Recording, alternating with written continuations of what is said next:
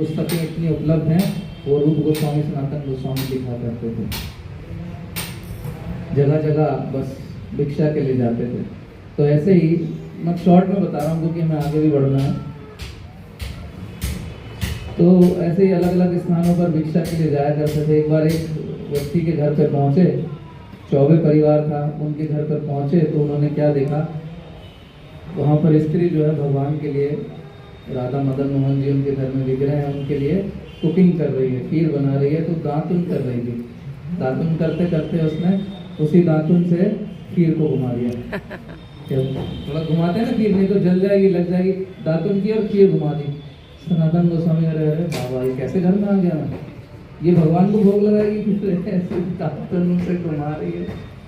तो उन्हें खराब लगा सनातन गोस्वामी को, उनको बुलाया, उनको तरह तरह की चीज़ें बता दी कि भैया देखो ऐसे नहीं करते, भगवान को भोग लगाने की विधि होती है, बनाने की विधि होती है, साफ सुथरे तरीके से स्नान करके। आप अभी दांत मांझ रहे हो, इसका मतलब स्नान भी नहीं किया।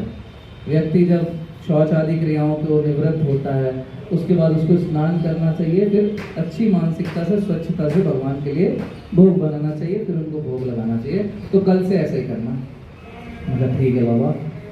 तो मैया ने अगले दिन से वैसा करना प्रारंभ कर दिया। तो इस काम में देर होती, इतने में अपने मदन गोपाल जी जो है वो हल्ला करते हैं कि मैया इतना लेट हो गया, रोज टाइम से भोग लगाती थी, आज इतना देर, अब इतनी देर कर रही हो, नहीं ये ठीक नहीं। तो ये सब सनातन गोस्वामी देखा करते, सनातन गोस्वामी ने बता दिया ये सब। सनातन गोस्वामी के स्वप्न में आए मदन गोपाल जी के, बोले कि ये क्या कर रहे हो, ये क्या बता गए भैया को मेरी, ये क्या कहानी बता गए बाबा जी। उनको बोलो कि जैसा था ठीक है, मुझे टाइम से भोजन चाहिए, मुझे पसंद है, वो चलता रहे ऐसा ही। तो आप देख सकते हो संबंध सनातन गोस्वामी के स्वप्न में आए, यानी सनातन गोस्वामी का मदन गोपाल जी के साथ कनेक्शन कितना स्ट्रॉन्ग है। खासली मैं आपको बात बता रहा हूँ अभी। उसके बाद कुछ समय बाद जो सनातन गोस्वामी के स्वप्न में मदन गोपाल जी आए हरी हरी, और उनसे कहा कि मैं चाहता हूँ कि तुम अब से मेरी सेवा तुम करो। और उधर चौबे परिवार के स्वप्न में भी आए भगवान, और उनसे कहा कि अब मेरे जो विग्रह हैं, मेरी मूर्तियाँ हैं, किसको दे दो, सनातन गोस्वामी, जागते रहो, सनातन गोस्वामी जी को दे दो।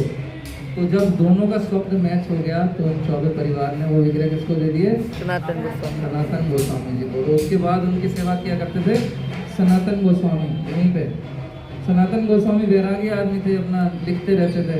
तो कभी कभी भगवान कहा करते थे, अरे सनातन ये क्या तुम, ये आटे की लोई, कहीं से आटा मिलता था उसको ढूंढते थे, आग में जलाते थे, भूनते थे, थोड़ा भगवान को भोग लगा देते थे।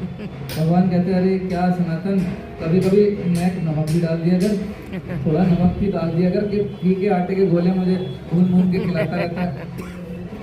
सनातन गोस्वामी का प्रेम देखिए, ऐसी बात कोई अधिक प्रेमी व्यक्ति कर सकता है। क्या बोले सनातन गोस्वामी, तो मेरे गुरु ने मुझे आदेश दिया है शास्त्रों को लिखो, मेरे पास टाइम नहीं है कि मैं यहाँ तुम्हारे लिए मटर पनीर बनाऊँ, रोटियाँ भूनूँ और तुम्हें भोग लगाऊँ।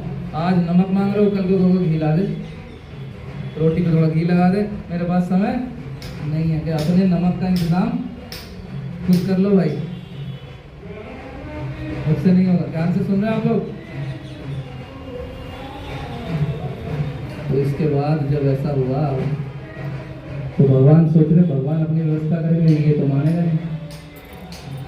तो एक व्यापारी जमुना नदी के किनारे आगरा अपनी नमक से भरी हुई नाव लेकर जा रहा था। उस नाव में क्या था, नमक भरा हुआ था, पूरी नाव में व्यापार के लिए जा रहा था व्यापारी। अब वो चला जा रहा है, चला जा रहा है। रामदास कपूर नाम उनका है, आगरा की ओर जा रहे हैं। इतने में तूफान आता है जमुना जी में। मैं वो कथा बता रहा हूँ जो हमने अपने वरिष्ठों से सुनी। तो तूफान में उसकी नाव फंस गई। अब वो सोच रहा है क्या करे, कुछ समझ नहीं आ रहा। दूर टीला दिखाई दिया, टीले पे दिखाई दी रोशनी। किसी ने बताया कि यहाँ बाबा जी रहते हैं सनातन, उनसे जाके मिलो, वो प्रार्थना कर देंगे तो तुम्हारी नौका जो है वो निकल जाएगी। फंस गई नदी में। अब आए वो ऊपर और उन्होंने प्रार्थना की सनातन गोस्वामी से कि मेरी नाव जो है ऐसे ऐसे फंस गई है, कृपया खुलवा दो। उन्होंने बोला क्या लेके जा रहे थे नाव में? व्यापारी ने कहा नमक। सनातन गोस्वामी मुस्कुरा दिए, वो समझ गए। मदन गोपाल जी की तरफ देखे और मुस्कुरा दिए कि कर लिया नमक का इंतजाम। पूरी नाव ही पकड़ ली नमक की। तो वो व्यापारी आया, उसने प्रार्थना की कि मेरी नाव फंसी है, मैं चाहता हूँ आप ब्रजवासियों की सहायता से उस नाव को निकलवा दें। सनातन गोस्वामी बोले, ये बैठे मालिक मदन मोहन जी, इनसे जाकर प्रार्थना करो। पहले नाम था मदन गोपाल, लेकिन बाद में फिर मदन मोहन नाम हुआ उनका। तो बोले मदन मोहन जी से प्रार्थना करो, ये तुम्हारी नाव को छुड़वा सकते हैं, है ना। तो प्रार्थना की उन्होंने, भगवान से विनती की कि आप मेरी नाव छुड़वा दीजिए, मेरा व्यापार अच्छा हुआ तो मैं जब लौटूंगा तो आपके लिए सुंदर मंदिर का निर्माण कराऊंगा यहाँ पर। तो इतने में ही वो क्या देखता है कि नाव जो है वो निकल गई, छूट गई। बड़ा प्रसन्न हुआ, व्यापारी गया, खूब अच्छे से व्यापार हुआ, खूब धन कमा के लौटा, मदन गोपाल जी को, यहाँ मदन मोहन जी को प्रणाम किया, धन्यवाद किया, और फिर बहुत ही ऊंचा भव्य मंदिर, सुंदर मंदिर का निर्माण कराया। बोलो मदन मोहन लाल की जय।